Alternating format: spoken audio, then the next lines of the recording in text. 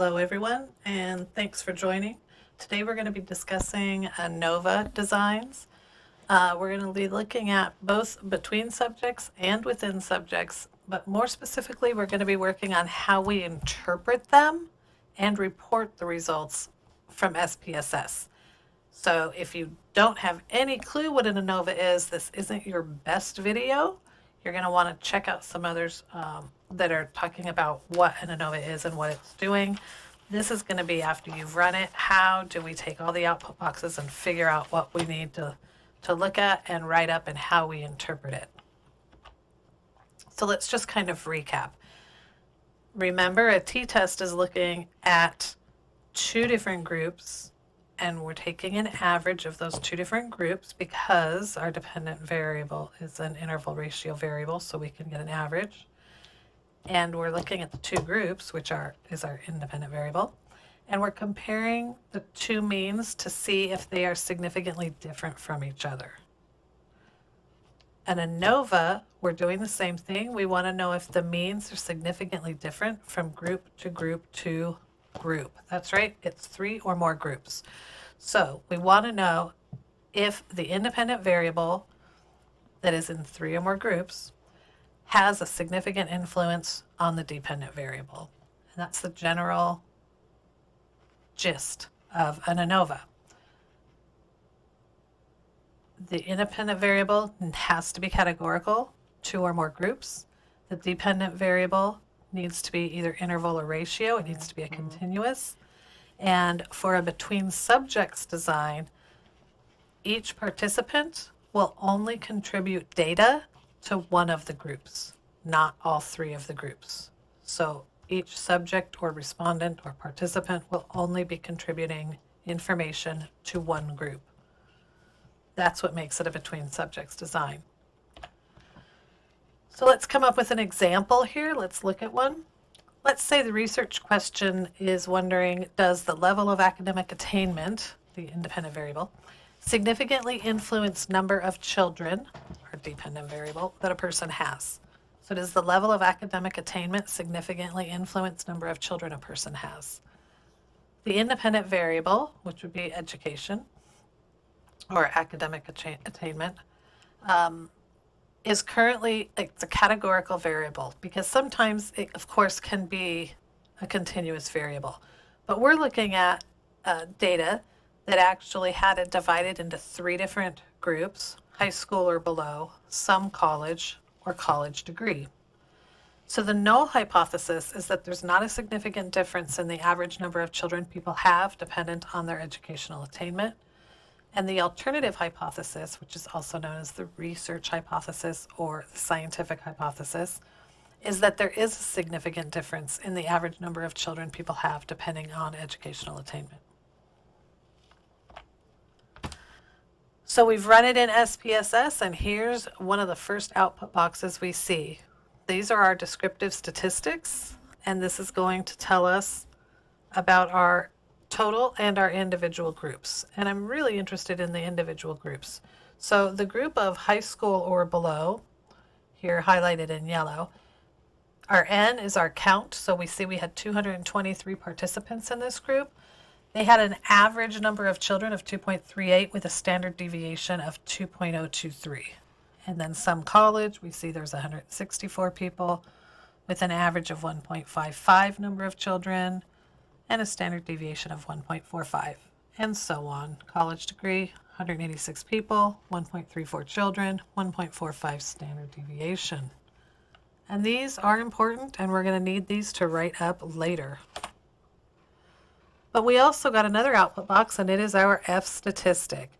Well, the output box, it's not quite in the proper format or order, but we can find all the information in here. First thing that we want to look at is our significance value. And we see a significance value of 0.000. That means this is our p-value, and it is below the alpha level of 0.05. So this is significant. We are finding that there is a significant difference in the number of children that each group average is, that each group has averaged. Unfortunately, we don't yet know which group is different than which group. We just know that somewhere between the three groups, there's a significant difference in the number of children on average that group has.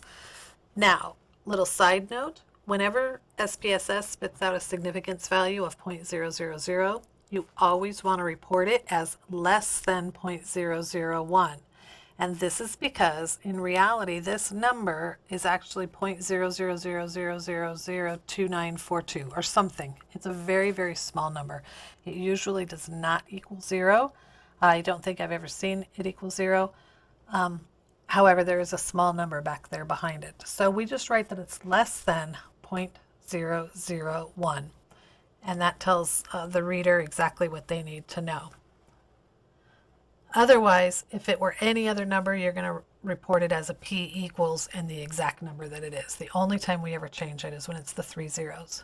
Here's our F statistic, which is 21.85.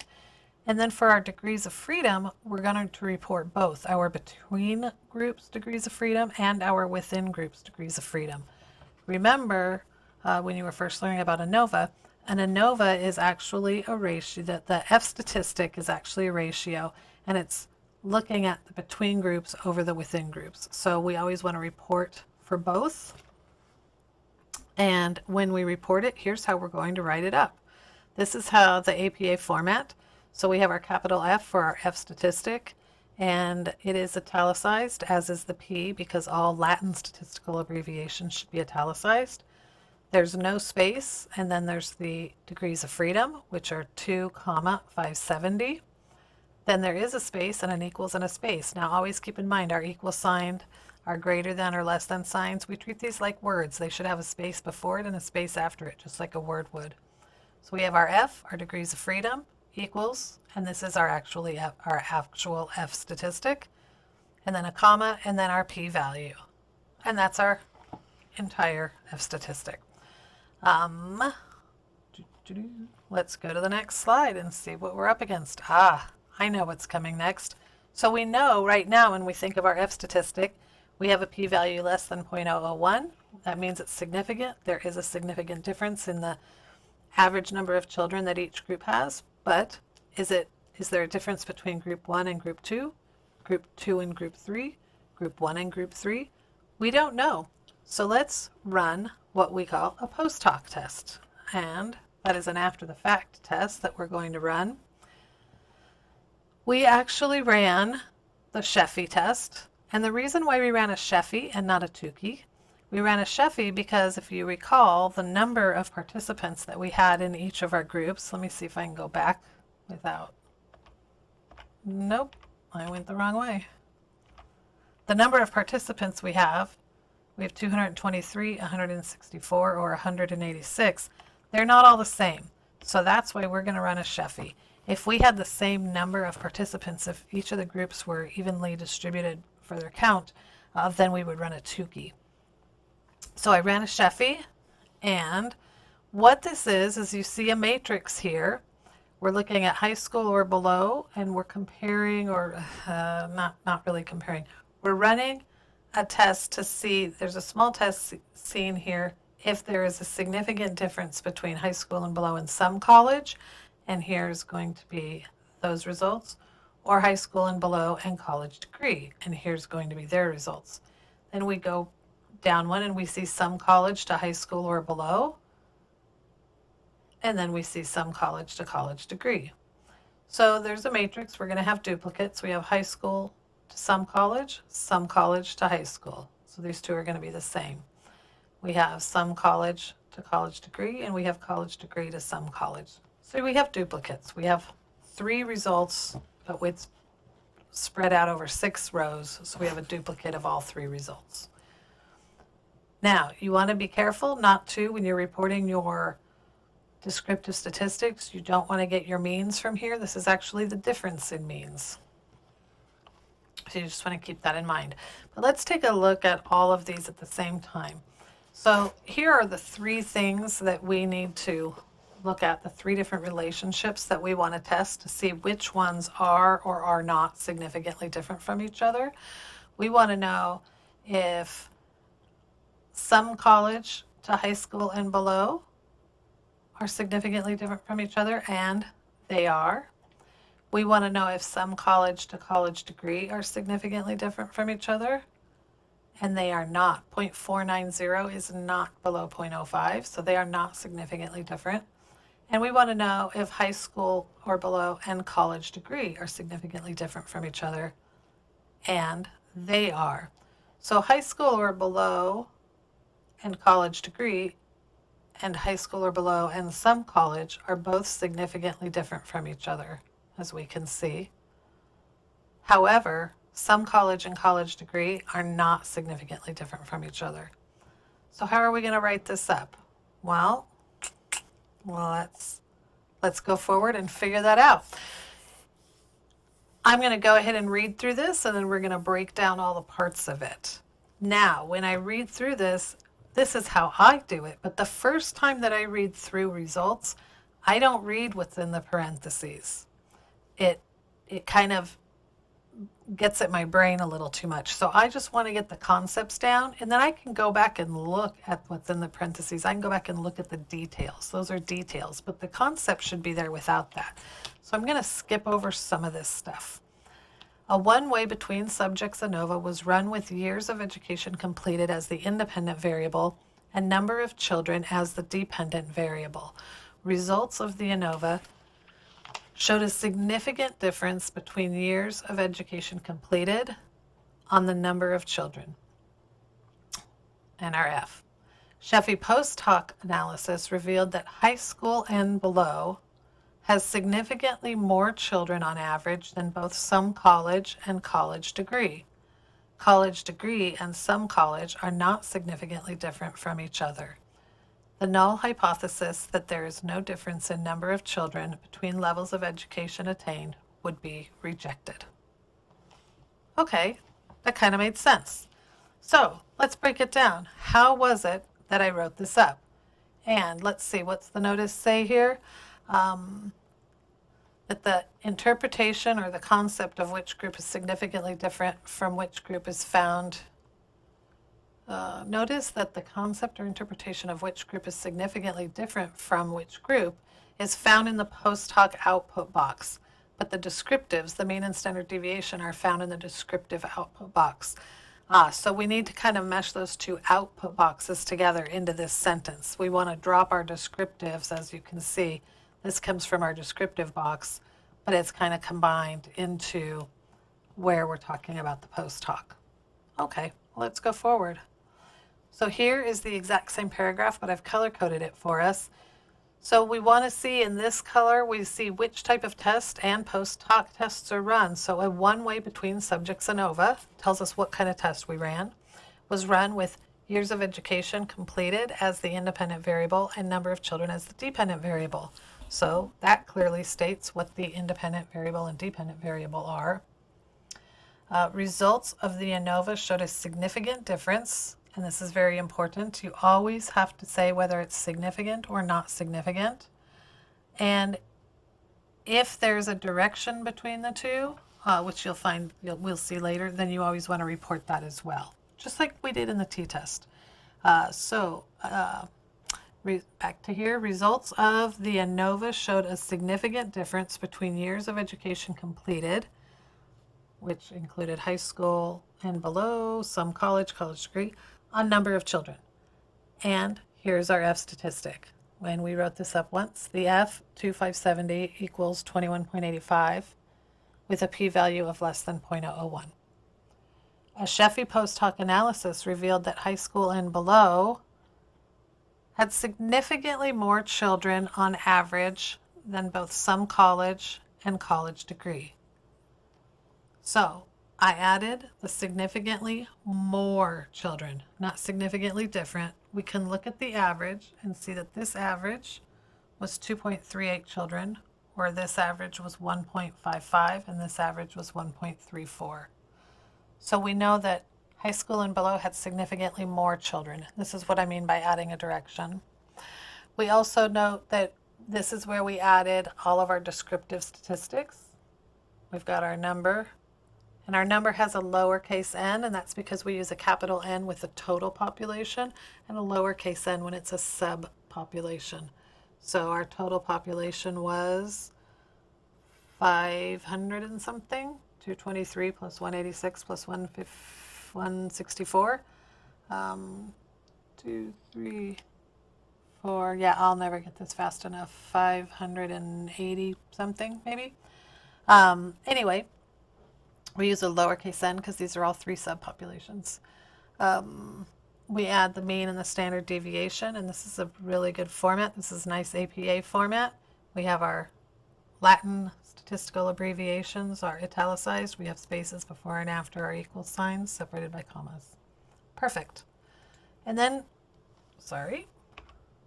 and then we discuss the fact. So through here we've discussed 2 out of the 3 relationships. That high school and below has significantly more children than some college. That's one relationship. And then high school and below and college degree. That's a second relationship.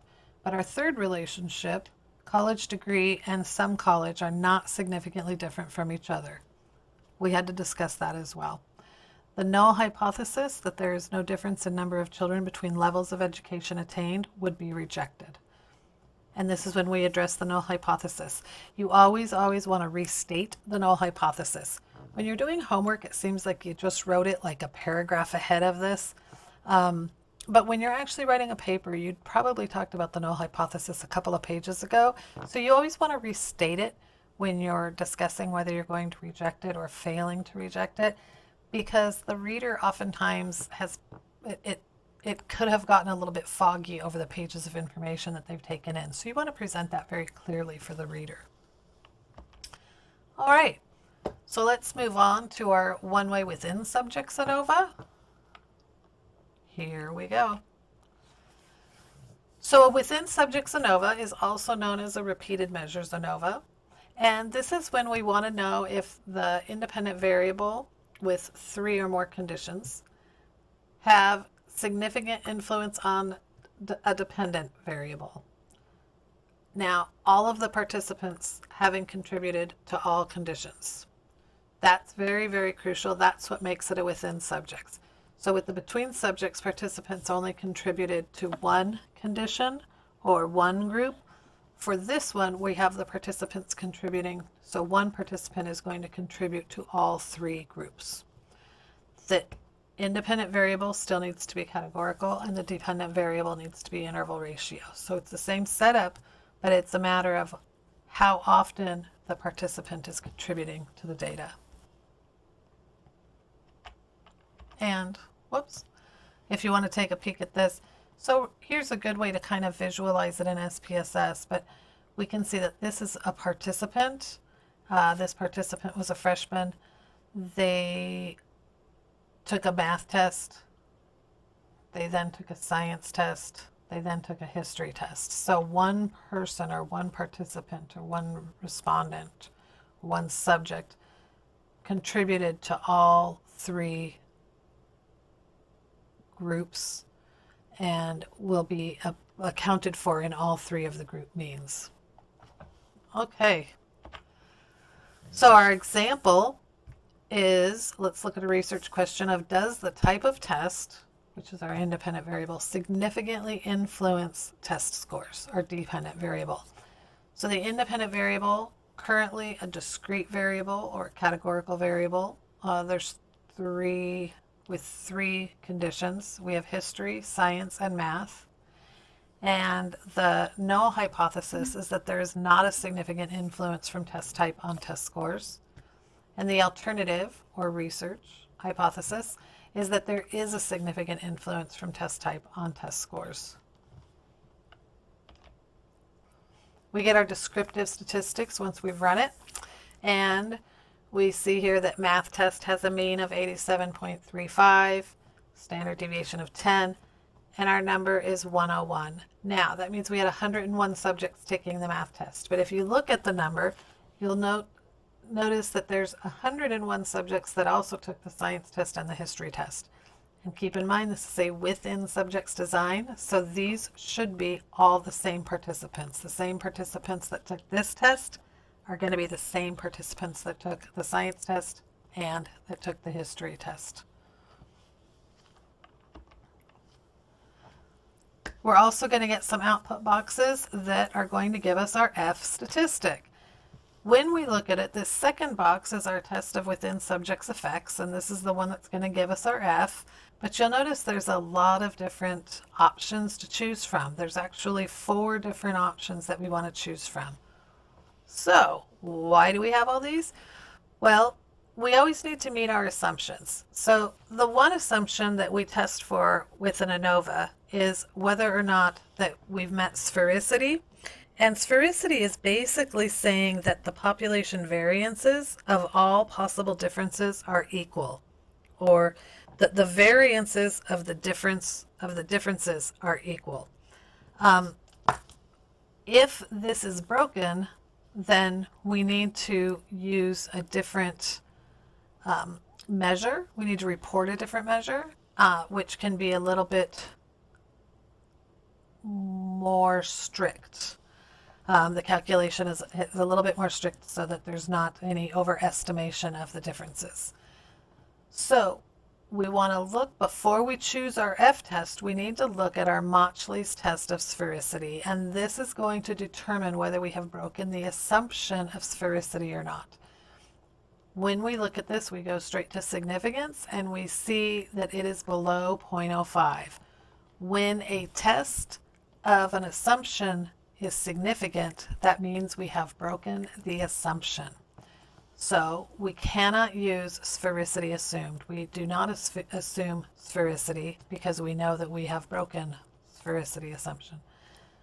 So we're going to use the greenhouse Geyser, which is the second line, and we see it for both. So when we looked at the ANOVA results, we had to get our 2 degrees of freedom from between and within. We're going to do the same thing here, but there are just multiple options. So our test subject is more comparable to what we saw earlier on the between subjects, and the error or the test subject would be more comparable to what we see on within. Sorry about that. I was trying to go down the screen. So we're going to look at this one. We see it's below 0.05, and then we're going to take our information. I've highlighted it from the green highlights. We're going to use greenhouse Geyser. So our F statistic with our degrees of freedom of 1.041 and 104.067 equals 6.78, and our p-value equals 0.010. Our p-value is below 0.05, so this is significant. So we know that there's a significant difference in the average test scores between the history test, the math test, and the science test. What we don't know is where those differences exist, whether it's between history and science, history and math, math and science, or all 3. So let's find out where they are, and let's check out our post hoc test. Because we had a within subjects design, we're going to run basically a paired samples t-test. And this is something that most of you participated in a week or 2 ago, but we're going to run a paired samples t-test. The first pair we're looking at is whether math and science tests are significantly different. And we can come right over here and we can see that they were not significantly different from each other. The science and history test are significantly different from each other, and the history and math test are also significantly different from each other. Both of these bottom 2 are below 0.05, so they are significantly different from each other. Here is our t-score and our degrees of freedom. So when we're writing this up in results, when we're talking about our post hoc, we can discuss the t's, because it's the t-values that tell us whether or not they are significant. Okay. Let's go forward into our preparing our results. A one-way repeated measures ANOVA was run with the type of test, math, science, or history, as the independent variable and test scores as the dependent variable. Results of the within subjects ANOVA indicate that there was a significant influence from test type on test scores. Sorry, I just saw that other typo. That there was a significant influence from test type on test scores. And then we have our F statistic. So we've discussed whether or not it was significant. We've talked about what test we've run. We've reported what our independent variable and dependent variable are. Paired samples t-tests post hocs revealed that history test scores and our descriptives were significantly higher than the math test scores and the science test scores. And I've added the descriptives and the two t-values. You can see the two t-tests that are showing that these were both significant. However, math test scores and science test scores were not significantly different from each other. And here's the t-score that was not.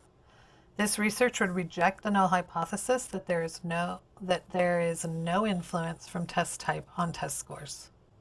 Now we want to note that the colors that are used in this part of the results section also correlate with the colors on the previous 3 slides. So if you want to back up and look at those again, you can see where I've chosen the F statistic or the t-tests or the descriptives. Those do match on the slides prior.